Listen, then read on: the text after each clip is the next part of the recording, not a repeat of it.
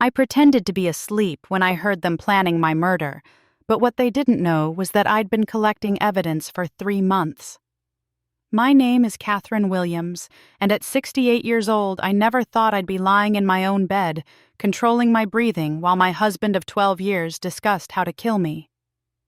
The bedroom door had crept open at 2:45 in the morning.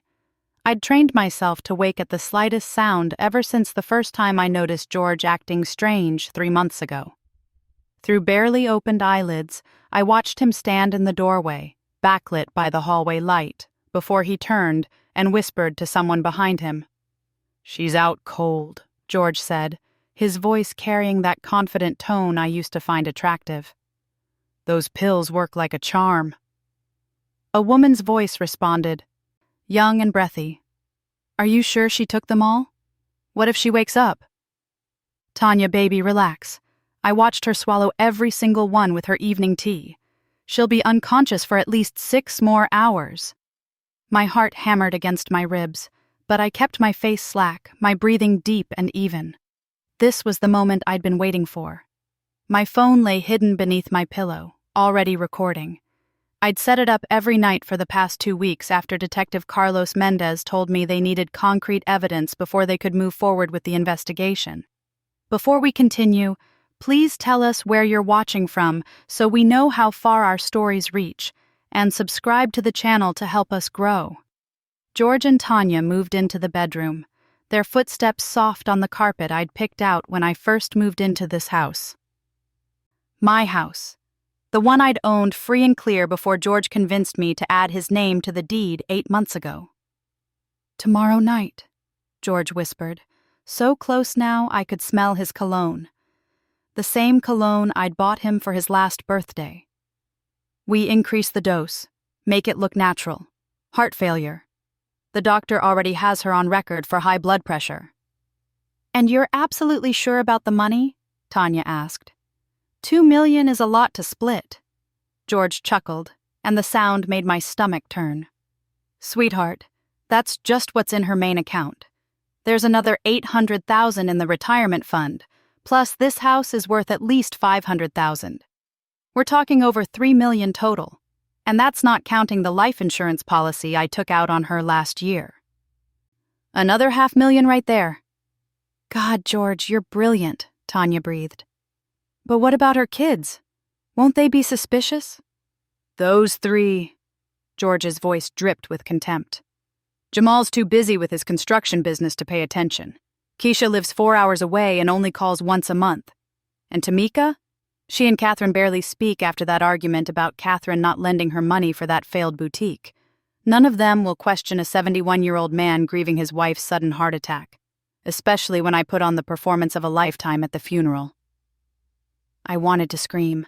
I wanted to jump up and claw his eyes out. Instead, I lay perfectly still and let them keep talking. Every word was being recorded, every confession captured. "Practice it for me," Tanya said. And I heard movement as they sat on the bench at the foot of my bed. "Show me your grieving husband act." George cleared his throat, and when he spoke again, his voice was choked with fake emotion. "She was the love of my life.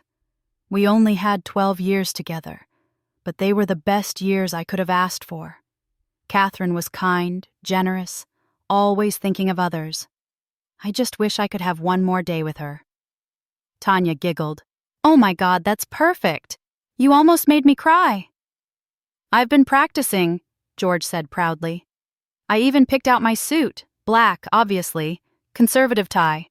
I'll make sure to break down during the eulogy, really sell it." "What about the honeymoon?" Tanya asked. "Where are we going once this is all over?" "I'm thinking Bali. We'll wait 6 months, of course. Can't look too eager. Then I'll tell people I need to get away from the memories. We'll take a long vacation, come back, and slowly I'll introduce you as someone I met while traveling. A widow yourself, maybe. Someone who understands loss." They laughed together, planning my murder and their future like they were discussing vacation plans. I focused on keeping my breathing steady, even as tears threatened to leak from my closed eyes. "Tomorrow night, then," Tanya confirmed. "What time?" I'll give her the pills with her evening tea at 7. By 8, she'll be drowsy. By 9, she'll be unconscious. That's when we'll administer the overdose. I'll call 911 at 9:30, panicked and devastated. They'll pronounce her dead either here or at the hospital. Either way, by Sunday morning, Catherine Williams will be history. And I'll be the future Mrs. George Caldwell, Tanya added. They kissed then, right there in my bedroom, and the sound made bile rise in my throat. But I held still. I held perfectly still. After what felt like hours but was probably only 10 minutes, they left. George pulled the door closed behind them, and I heard their footsteps fade down the hallway toward the guest room. The guest room where his supposed sister's daughter had been staying for the past month while she looked for an apartment. I waited another 5 minutes before I moved. My hands shook as I pulled the phone from under my pillow and stopped the recording. 53 minutes of footage. Every word captured in crystal clear audio. This wasn't the first recording I'd made. 3 months ago, I'd woken up one Tuesday morning feeling groggy and disoriented, even though I'd gone to bed at a reasonable hour. My tea had tasted slightly bitter the night before, but George had been so attentive, so caring, insisting I drink it all because it would help me sleep better. That's when the first tiny alarm bell had gone off in my mind. I started paying attention, noticing things, the way George checked my bank statements when he thought I wasn't looking, the way Tanya watched me with cold calculation in her eyes, not the warmth you'd expect from a young woman staying with her uncle's wife. The phone calls George took in the garage, his voice too low for me to hear. One morning, after drinking my evening tea the night before, I'd felt so dizzy I could barely stand. I'd gone to my doctor, Dr. Nina Patel, for a checkup. That's when she'd told me something that changed everything. "Catherine, I'm concerned about your potassium levels," Dr. Patel had said, reviewing my blood work. "They're dangerously low. Have you been taking any new medications?" I'd told her about the sleeping pills George had been giving me. "He says they're herbal supplements to help me rest better." Dr. Patel's face had gone still. "Catherine, I need you to bring me those pills. Don't take any more until I've seen them." I'd brought her the pills the next day, wrapped in tissue paper, taken from the bottle while George was at his weekly poker game. 3 days later, Dr. Patel had called me back to her office, and her expression had been grave. "These aren't herbal supplements, Catherine. These are prescription sleeping pills, very strong ones. Mixed with certain other substances, they could be lethal. Where did your husband get these?" That's when I'd known. That's when I'd stopped actually taking the pills and started pretending. I'd palm them, hide them in my cheek, spit them out once George left the room. I'd started taking vitamins instead, building my strength back up while playing the role of an increasingly drowsy, confused old woman. And that's when I'd gone to the police. Detective Mendez had listened to my story with a serious expression. "Mrs. Williams, these are serious allegations, but we need proof. We need him to incriminate himself." "I was FBI," I told him quietly. 25 years before I retired. I know how this works. I'll get you your proof." His eyes had widened. "You were FBI?" "Retired 15 years ago. Financial Crimes Division. I know how to build a case, detective. I just need you to be ready to move when I give you the signal." So I'd been collecting evidence, recording conversations, documenting every time George gave me the pills and I pretended to take them, photographing the pill bottles, saving the pills themselves in a hidden container for testing, making copies of all financial documents showing how George had systematically positioned himself to inherit everything I owned. But tonight's recording was the crown jewel. Tonight, they'd confessed to murder conspiracy. I looked at my phone's clock. 4:18 in the morning, Saturday morning. According to their conversation, they planned to kill me tomorrow night, Sunday evening, which meant I had less than 40 hours to make sure everything was in place. I got out of bed quietly and moved to my closet. Behind a box of old photo albums, I pulled out a small lockbox I'd installed in the wall 3 months ago. Inside was everything: Copies of all the recordings, the pills I'd saved, bank statements showing suspicious transfers, a copy of the life insurance policy George had taken out without properly explaining it to me, and a thick folder of research I'd done on Tanya Caldwell. Because Tanya wasn't just George's mistress, she was his daughter from his first marriage.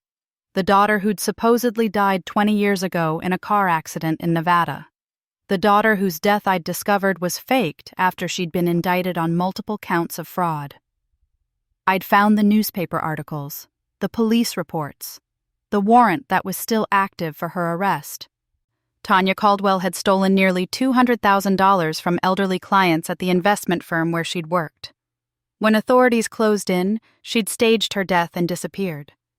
George had been helping her hide all this time. But my research had uncovered something even worse. 6 other women over the past 20 years. All widows, all wealthy, all married briefly to George or men matching his description.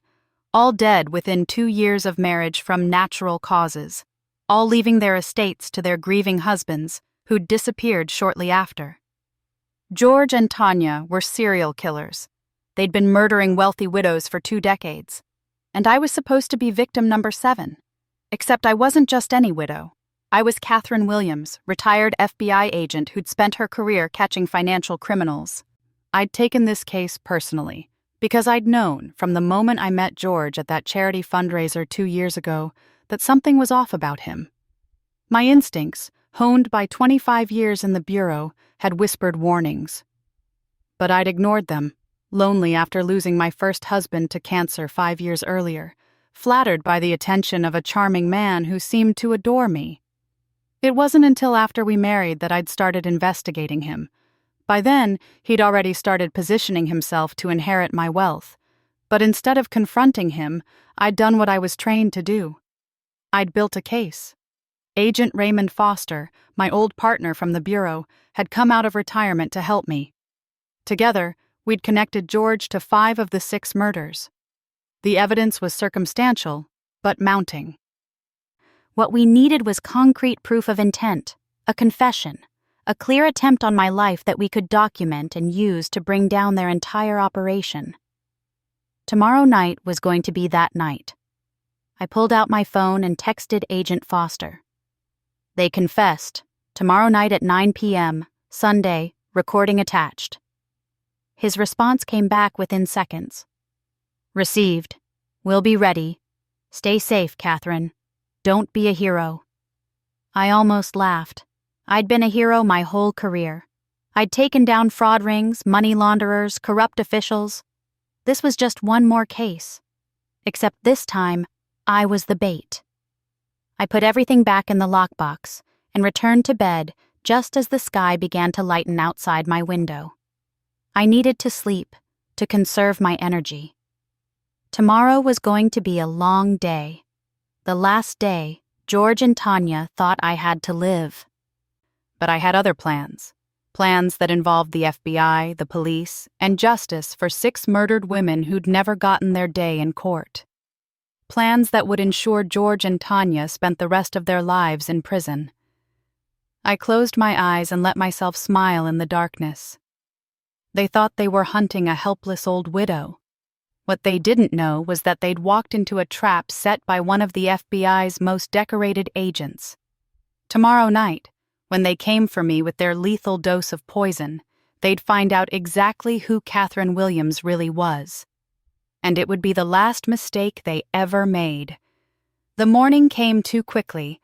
I heard George moving around downstairs making coffee, probably rehearsing his grieving widower performance. I stretched, took a deep breath, and prepared myself for the role I needed to play. The confused, drowsy, trusting wife who had no idea her husband was planning her murder. I shuffled down the stairs in my robe and slippers, making sure to grip the railing extra tight like my balance was off. George looked up from the newspaper with a smile that made my skin crawl. "Good morning, sweetheart," he said warmly. "How did you sleep?" "Like a rock," I said, making my voice slightly slurred. "I barely remember laying down. Those supplements you gave me really work." "I'm glad," George said, and I saw satisfaction flash in his eyes. "You've been so stressed lately. You need your rest. Let me make you some breakfast." I sat at the kitchen table and watched him move around my kitchen, using my pans, my dishes, planning my death. Tanya came down a few minutes later, fresh-faced and chipper. "Good morning, Aunt Catherine," she said brightly, and I wanted to laugh at the absurdity of her calling me aunt when she was planning to help kill me in 24 hours. "Morning, dear," I said sweetly. "Sleep well?" "Very well," she said, exchanging a quick glance with George. "Best sleep I've had in ages." We sat around the table like a normal family, eating eggs and toast, discussing the weather and the news. All while the three of us knew that by Monday morning, only two of us would still be alive. Or so they thought. After breakfast, I announced I was going to visit Sister Pearl Washington at church. "She's been under the weather, and I promised I'd bring her some of my sweet potato pie," I said. "That's lovely of you," George said. "But maybe you should rest today. You still seem a bit unsteady." "Nonsense," I said firmly, showing just enough spirit to seem like my normal self. "A promise is a promise. Besides, it'll do me good to get out of the house." I drove to New Hope Baptist Church, where Reverend Gloria Hayes had been my pastor for 30 years. Sister Pearl was there, as arranged, and so was Agent Foster, disguised as a visiting minister from out of town. In Sister Pearl's small office, we reviewed the plan one final time. "All units will be in position by 8 p.m. tomorrow," Agent Foster said. "We'll have agents in the house across the street, in a van down the block, and I'll be in your garage. The moment they make their move, we move." "What if something goes wrong?" Sister Pearl asked, her face creased with worry. "Catherine, you're putting yourself in terrible danger." "I've been in danger my whole career," I said gently.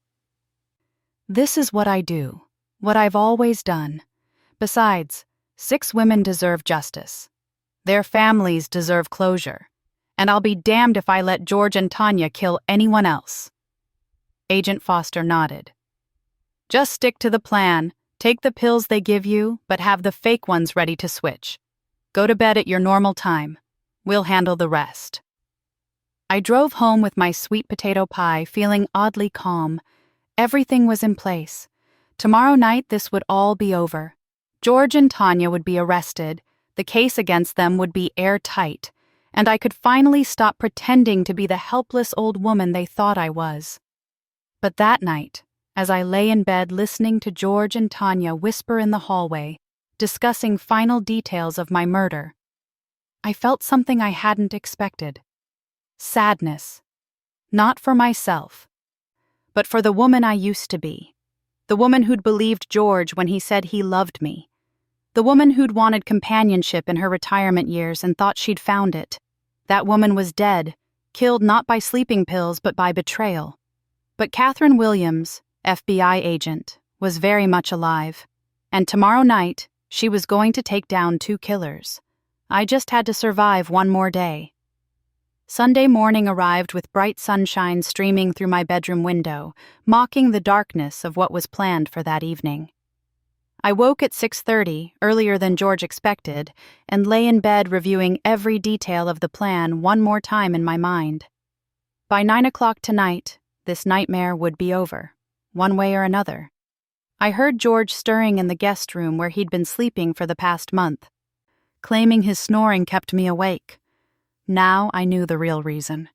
He'd been sleeping next to Tanya, planning my death, probably celebrating each small victory as they got closer to murdering me and stealing everything I'd worked my entire life to build. I got up and went through my normal Sunday routine. Shower, church clothes, breakfast. I moved slowly, playing the role of a woman whose body was wearing down from months of sedatives. George watched me carefully over his coffee cup, and I could see him mentally checking boxes. Was I weak enough? Confused enough? Trusting enough to take the lethal dose tonight without question? "Are you feeling all right, sweetheart?" he asked with fake concern. "You look pale." "Just tired," I said, letting my hand shake slightly as I buttered my toast. "Didn't sleep well last night. Bad dreams." "Well, "Tonight, I'll make sure you get proper rest," George said, and the double meaning in his words made my stomach turn. "I'll make you extra strong tea. Really help you relax." "That sounds lovely," I said softly, playing the grateful wife. "You're so good to me, George." He reached across the table and squeezed my hand, and it took everything in me not to pull away. This man, who I'd trusted enough to marry, who I'd welcomed into my home and my life, was holding my hand while planning to poison me in less than 12 hours. Tanya came downstairs wearing a modest dress suitable for church. Of course, they'd both come with me to Sunday service. They had to maintain the appearance of a loving family right up until the moment they killed me. George had probably already planned what he'd tell the congregation next Sunday when he came alone, dabbing his eyes, accepting casseroles and condolences. We drove to New Hope Baptist Church in my car. George insisted on driving, saying I seemed too tired. I sat in the passenger seat, watching the familiar streets of my neighborhood pass by, wondering if George and Tanya had any idea that this might be their last day of freedom. Church service was packed, as always. Reverend Gloria Hayes delivered a powerful sermon about David and Goliath, about how the seemingly weak can defeat the powerful with faith and courage. I caught her eye during the sermon, and she gave me an almost imperceptible nod. She knew what was happening tonight. She'd been praying for me all week. After service, Sister Pearl Washington came over to our pew. At 73 years old, she'd been my friend since I first joined this church 35 years ago. She'd held me when my first husband died. She'd been at my wedding to George, and now she was part of the team that would help bring him down. "Catherine, honey, you look exhausted," Sister Pearl said, loud enough for George and Tanya to hear. "Are you taking care of yourself?" "She's been having trouble sleeping," George jumped in smoothly. "I keep telling her to rest more, but you know Catherine, always wants to be doing something." "Well, you make sure she gets proper rest tonight," Sister Pearl said, looking George directly in the eye. "We need our Catherine healthy and strong. This church would fall apart without her." "Don't you worry," George said with his most charming smile. "I'll make absolutely certain she gets all the rest she needs tonight." The church fellowship hall buzzed with conversation as people gathered for coffee and pastries. I made my rounds, hugging friends I'd known for decades, accepting their concerns about my health with reassuring smiles. George stayed close, playing the attentive husband, while Tanya worked the room like she'd been part of this community for years instead of weeks. Deacon Lloyd Morgan pulled me aside near the dessert table. "Sister Catherine, I wanted to tell you something," he said quietly. "That husband of yours came to see me last Tuesday, asked about church policies for memorial services." My blood ran cold. "Memorial services?"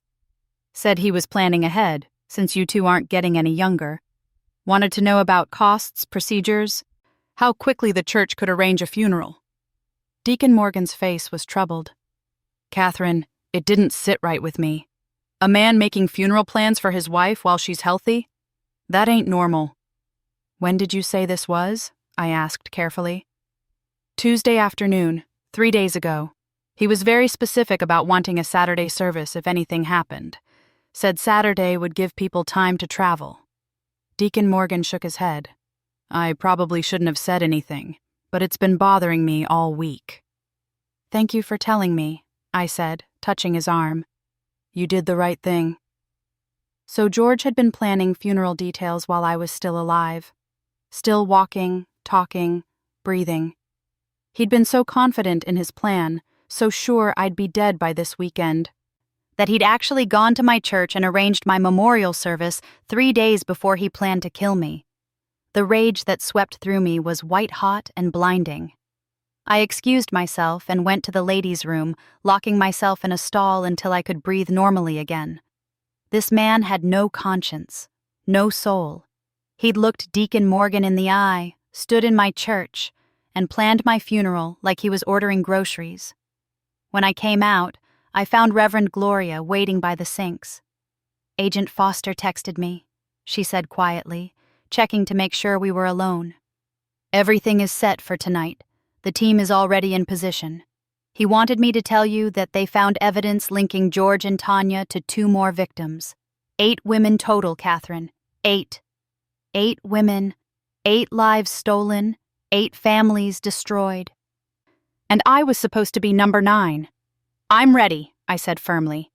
Whatever happens tonight, we end this.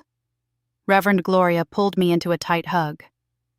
The Lord is with you, Catherine, and so am I. So is this whole church. We've got prayer chains going from here to 3 other congregations. Every saint in the city is praying for you right now. We went back to Fellowship Hall, and I plastered on a smile while making small talk with church members. But inside, I was counting down the hours. 11 more hours until 9 p.m. 11 more hours until George and Tanya made their move. 11 more hours until I could stop pretending. We got home around 1:30 in the afternoon. George suggested I take a nap, and I agreed, making my way upstairs slowly. But I didn't sleep. Instead, I lay in bed reviewing every detail of the plan, checking and rechecking the positioning of my phone to ensure it would capture everything tonight. At 3 p.m., my son Jamal called. George answered my phone before I could reach it. "Hey, Jamal, your mom's resting right now," George said smoothly. "She's been so tired lately. Can I have her call you back?"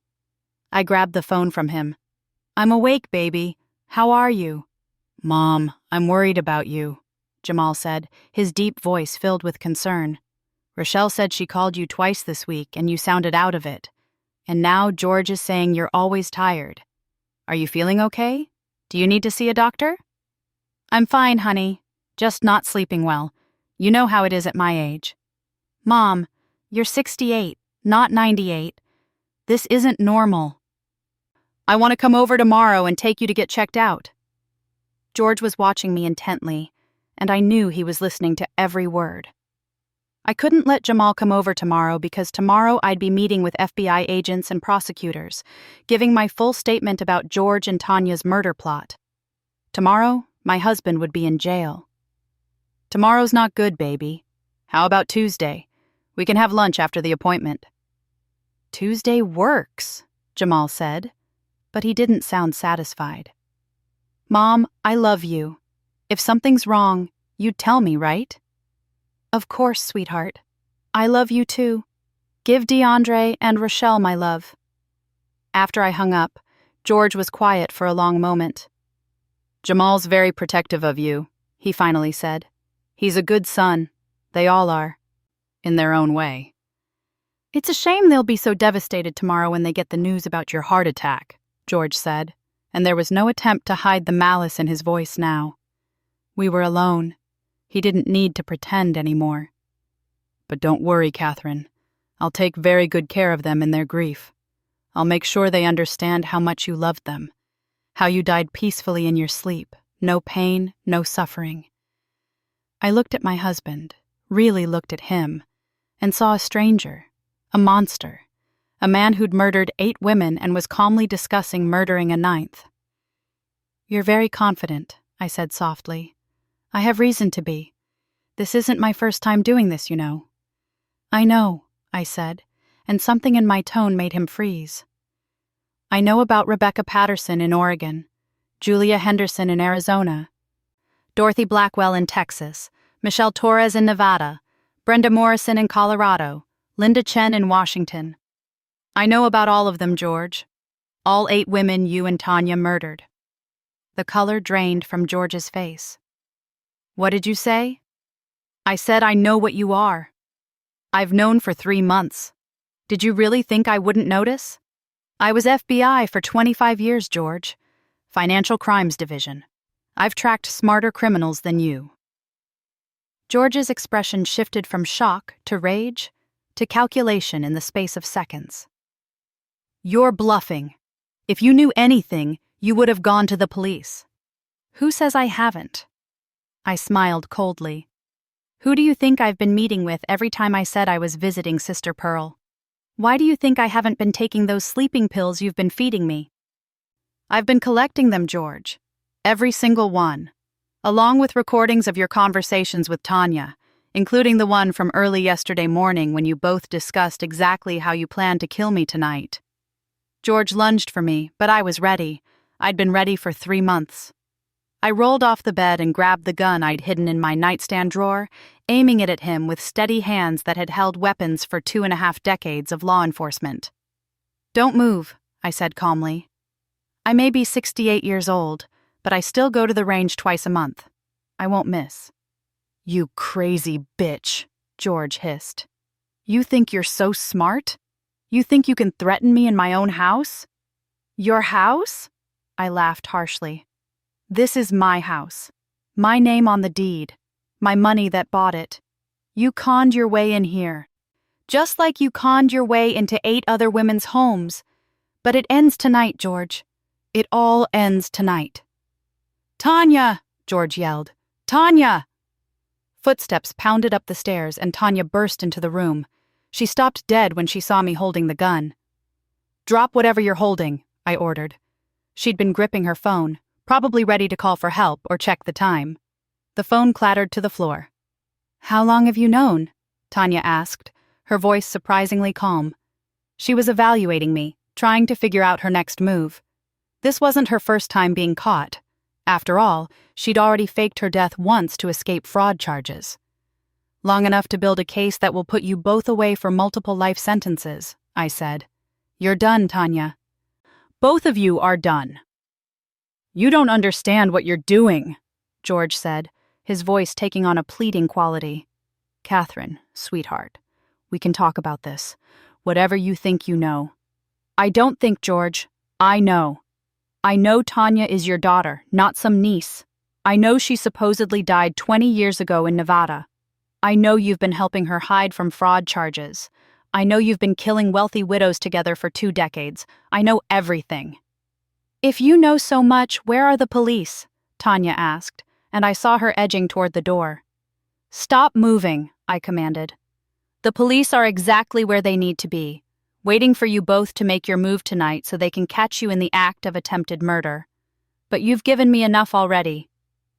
"The FBI has been building a case against you for 3 months. "The FBI?" George's face went gray. "Catherine, please. We can work this out. I'll leave. We'll both leave. You'll never see us again." "Like the families of your other victims never saw you again? After you murdered their mothers, their wives, their sisters?" "No, George. This ends here. Tonight. Justice for all 8 of them starts right now." That's when Tanya made her move. She dove for the gun in my hands, and we struggled. But I'd trained for this. I'd been in physical combat with suspects stronger and faster than this 35-year-old woman. I twisted, used her momentum against her, and sent her crashing into the dresser. George tried to rush me while I was occupied, but he was 71 years old and out of shape. I sidestepped him easily, keeping the gun trained on both of them. "Sit down," I ordered. "Both of you, on the floor, hands where I can see them." They complied, finally understanding that I wasn't the helpless old widow they'd thought they were hunting. I was a predator who'd been hunting them. "You'll never prove any of this," Tanya said, breathing hard. "It's your word against ours." "Is it?" I pulled out my phone with my free hand and played back yesterday's recording. Their voices filled the bedroom, discussing my murder in explicit detail.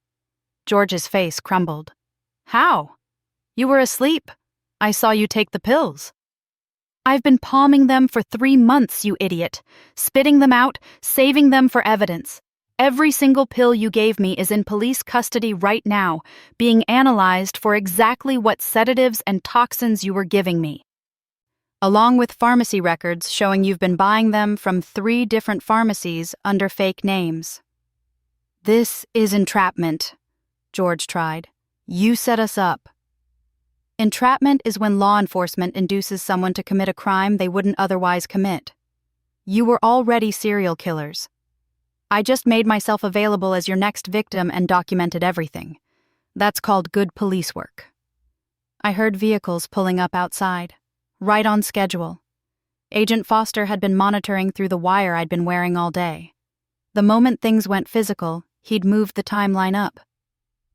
"That'll be the FBI," I said calmly. "Game over." George started crying then, pathetic sobs that made me sick. "Please, Catherine, please. I love you. We can fix this. I'll do anything." "You love me?" I stared at him in disgust. "You were planning to poison me tonight. You arranged my funeral 3 days ago.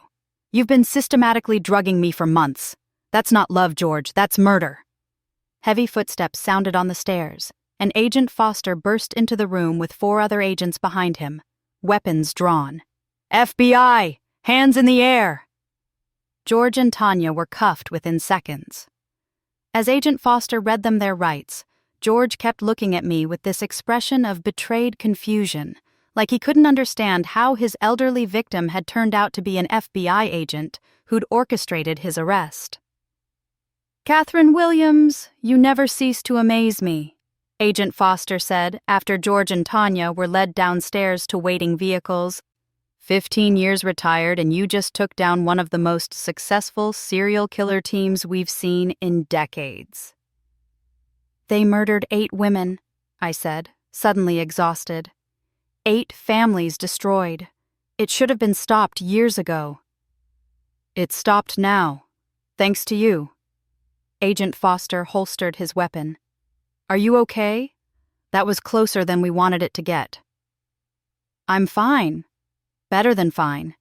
It's over." But as I watched through my bedroom window as George and Tanya were loaded into separate FBI vehicles, I realized it wasn't quite over. There was still more to uncover, more victims to identify, more families to notify. The investigation was just beginning. My phone rang. It was Jamal. "Mom, there are FBI cars outside your house. What's happening? I'm on my way over." "It's a long story, baby," I said, watching the vehicles pull away. "But your mama's fine. More than fine. Come on over. Bring Keisha and Tamika, too. It's time I told you all the truth about George, and about what I used to do for a living before I retired." As I hung up, I saw neighbors gathering on their lawns, watching the commotion. Sister Pearl was already making her way over, probably ready to spread the news through the church prayer chain.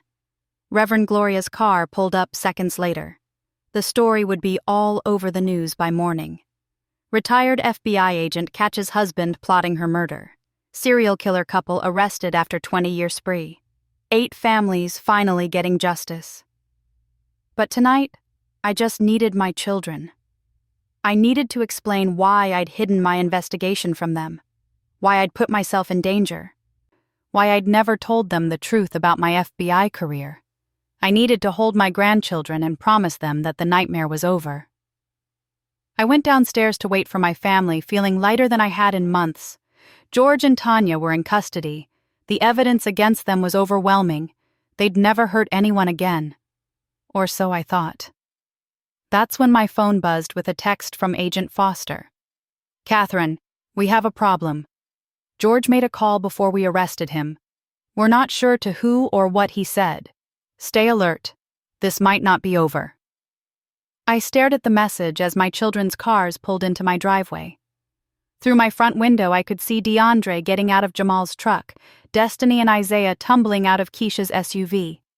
My family gathering to support me, completely unaware that George might have set something in motion before his arrest. Whatever he'd done, whoever he'd called, I'd deal with it.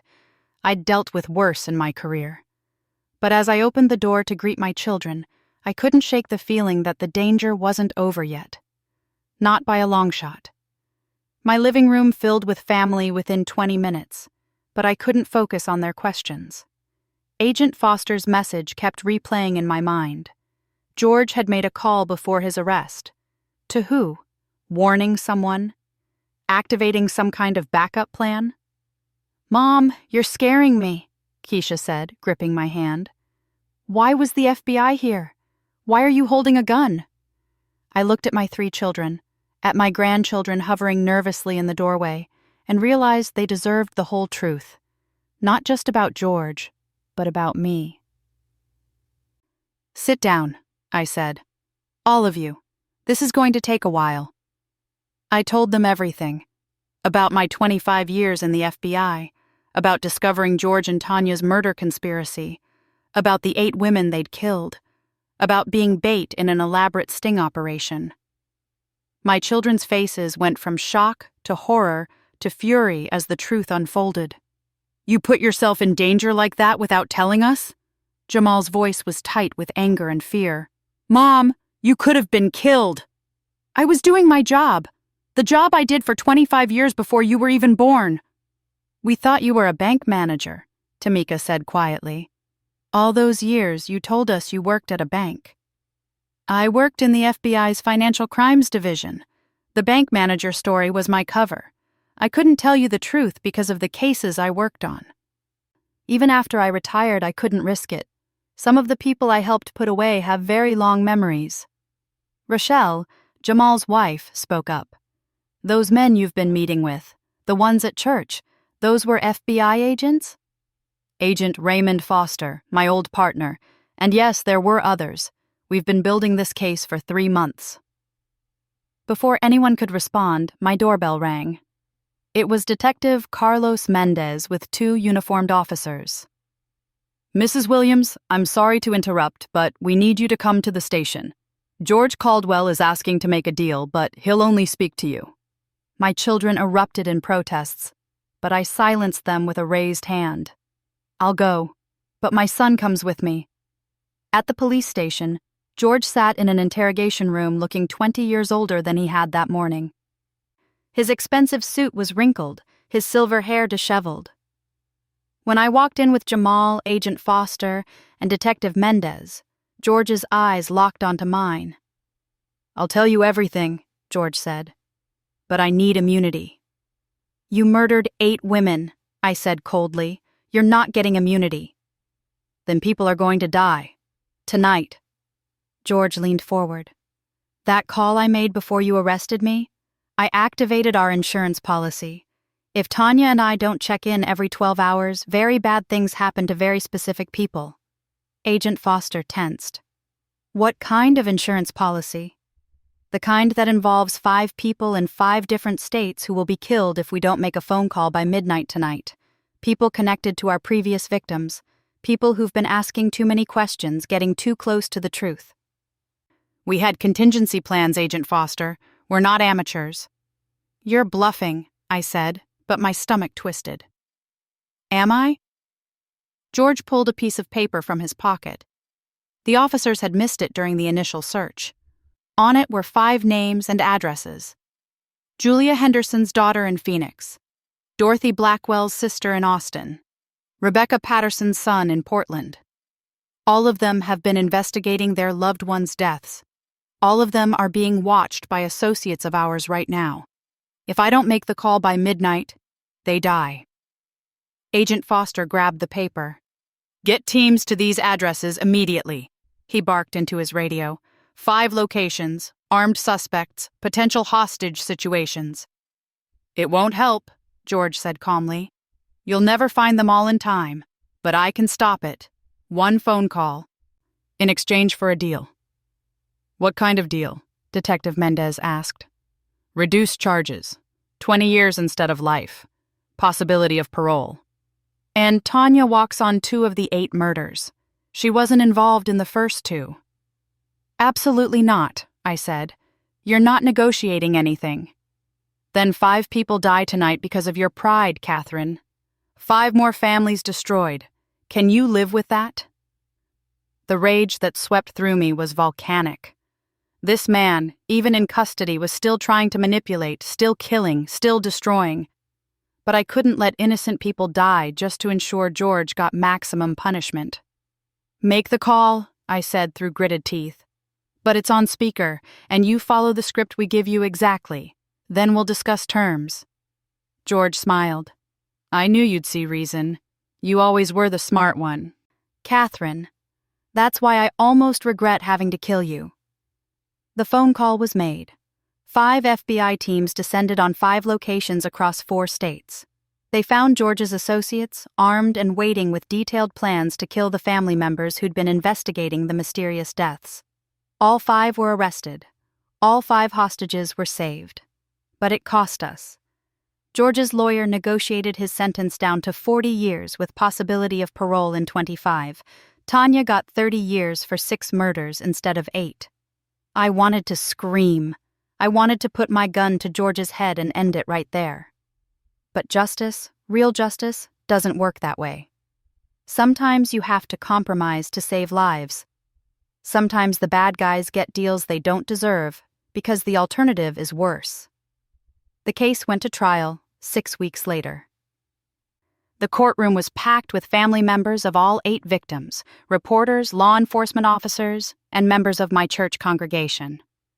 Reverend Gloria sat in the front row, Sister Pearl beside her, both dressed in their finest church clothes. The prosecution built an overwhelming case. They presented the recordings I'd made, the pill bottles with George's fingerprints, financial records showing systematic theft from all 8 victims, testimony from the 5 associates George had hired to kill family members if he was caught, and testimony from me detailing every moment of the 3-month investigation.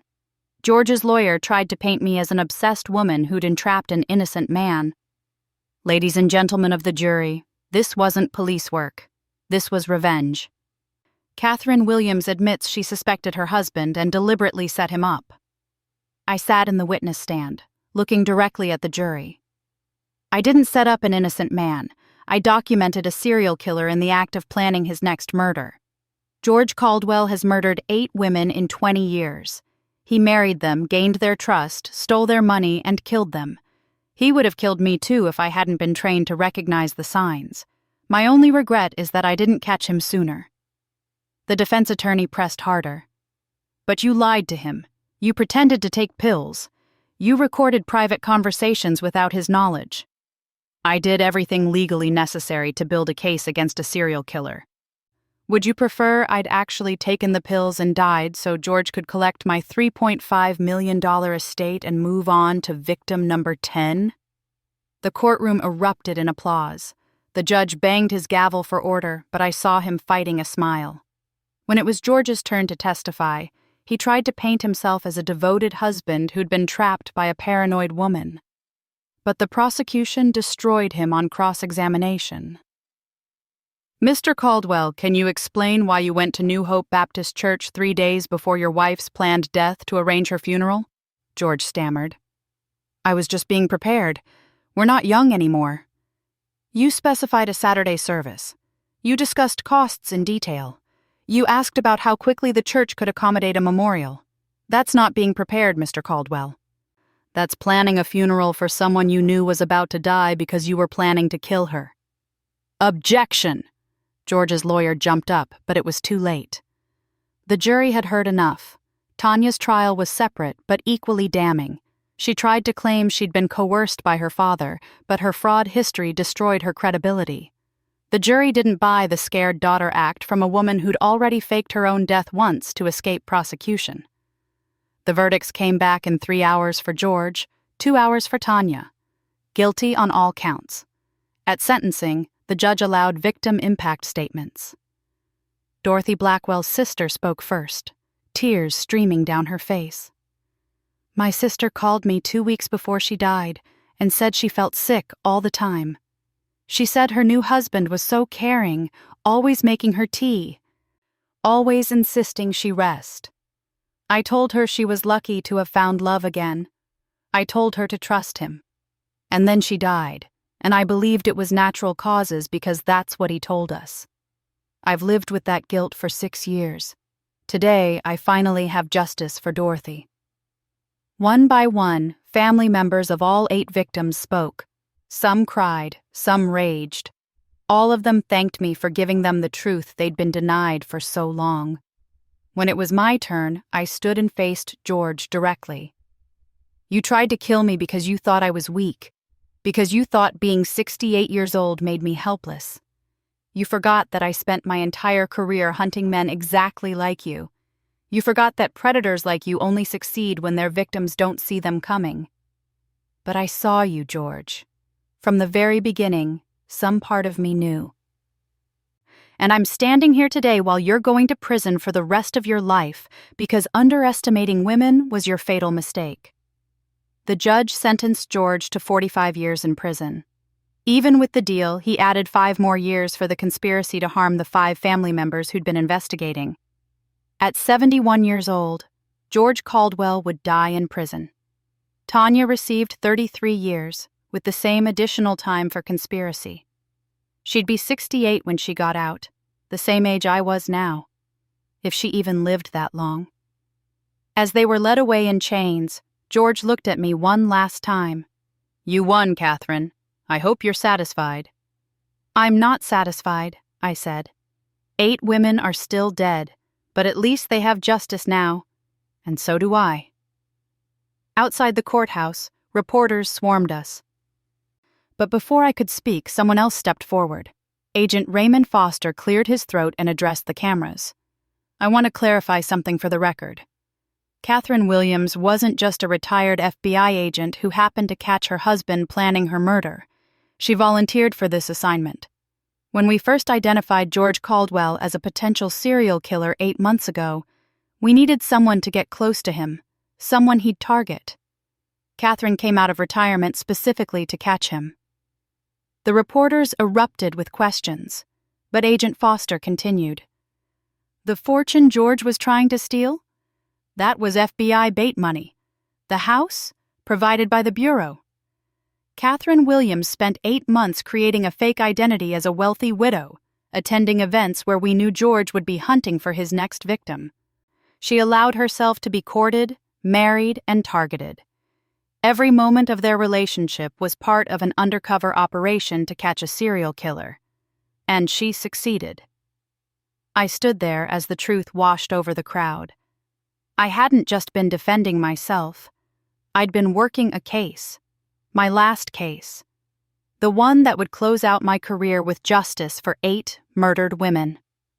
"Mrs. Williams, how did it feel knowing you were married to a serial killer?" a reporter shouted. "It felt like doing my job," I said simply. "For 25 years I hunted criminals. This was just my last case, and now it's closed." "What about the reward?" another reporter asked. "The victims' families put up a combined $30 million for information leading to the arrest and conviction of whoever killed their loved ones. Are you claiming that money?" I looked at the families gathered on the courthouse steps. 8 women, 8 lives, 8 families shattered by George and Tanya's greed. They'd pooled their resources to find justice, never knowing that justice would come from an undercover FBI agent pretending to be victim number 9. "Yes," I said firmly. "I'm claiming that reward, and I'm using every penny of it to establish the Catherine Williams Foundation for Elder Safety. We're going to train law enforcement officers to recognize the signs of elder financial abuse. We're going to provide resources for elderly people who suspect they're being targeted, and we're going to make sure what happened to those 8 women never happens again." The families of the victims rushed forward, surrounding me with hugs and tears and gratitude. Sister Pearl pushed through the crowd, followed by Reverend Gloria and half of New Hope Baptist Church. "That's our Catherine!" Sister Pearl shouted. "FBI agent hero and still humble enough to come to Wednesday night Bible study." The crowd laughed, and I felt something loosen in my chest. For 3 months, I'd been living in fear, playing a role, waiting for the moment George would try to kill me. For 8 months before that, I'd been pretending to be someone I wasn't, allowing a monster to court me, marry me, violate my space and my trust. But it was over now. Really over. Jamal stepped forward and put his arm around me. "My mom is the strongest woman I know. She raised 3 kids while working undercover for the FBI. She lost her first husband to cancer, and instead of retiring quietly, she came out of retirement to catch a serial killer. And today, she's standing here victorious while the man who tried to kill her rots in prison. That's who Catherine Williams is." Keisha and Tamika joined us, and suddenly my whole family was there, surrounding me with love and pride and relief. My grandchildren pushed through to hug me, DeAndre wiping tears from his eyes. "Grandma, you're like a superhero," Destiny whispered. "You saved all those families."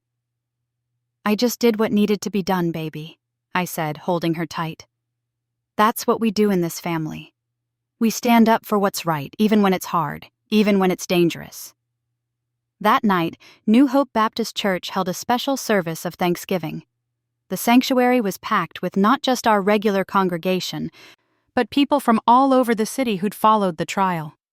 Reverend Gloria preached about David and Goliath again, about courage in the face of evil, about how God uses ordinary people to do extraordinary things. When she called me up to speak, I stood at the pulpit and looked out at the sea of faces. Black, white, brown, young, old, rich, poor. All of them there because justice had been served, because evil had been stopped, because 8 families finally had closure. "I'm not a hero," I said. "I'm just a woman who did her job, but I couldn't have done it without all of you. Sister Pearl, who provided cover for my meetings with Agent Foster. Reverend Gloria, who kept my secret and prayed over me every single day. Deacon Morgan, who noticed George making funeral arrangements and told me about it.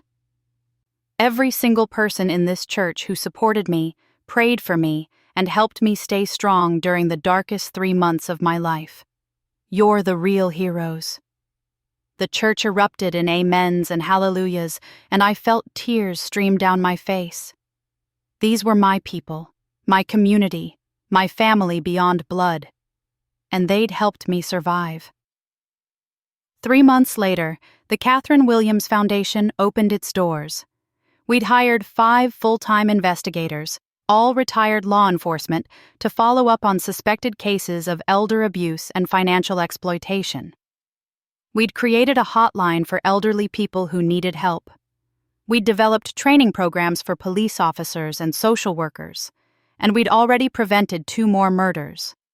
2 elderly women who'd been targeted by predators similar to George. 2 families who wouldn't have to endure what the other 8 had suffered. On the Foundation's opening day, all 8 families came to the ceremony. We unveiled a memorial wall with the names of the 8 victims: Rebecca Patterson, Julia Henderson, Dorothy Blackwell, Michelle Torres, Brenda Morrison, Linda Chen, and 2 others whose families had finally gotten confirmation of murder. Their names would live on. Their deaths would mean something. George and Tanya would spend their lives in prison, but their victims would be remembered as more than just casualties. They'd be remembered as the reason the Foundation existed, the reason other elderly people would be protected. As I stood in front of that memorial wall, surrounded by family and friends and the people whose loved ones I'd helped avenge, I felt something I hadn't felt in over a year. Peace. George had tried to make me his 9th victim. Instead, I'd made him my last caller, and in doing so, I'd given 8 families their closure, saved 5 more lives from his backup plan, and created something that would protect countless others in the future. Not bad for a 68-year-old retired FBI agent, who everyone thought was just a helpless widow. I smiled at my reflection in the memorial wall's glass. Catherine Williams, FBI agent, wife, mother, grandmother, hero, and survivor. Thanks for listening. Don't forget to subscribe and feel free to share your story in the comments. Your voice matters.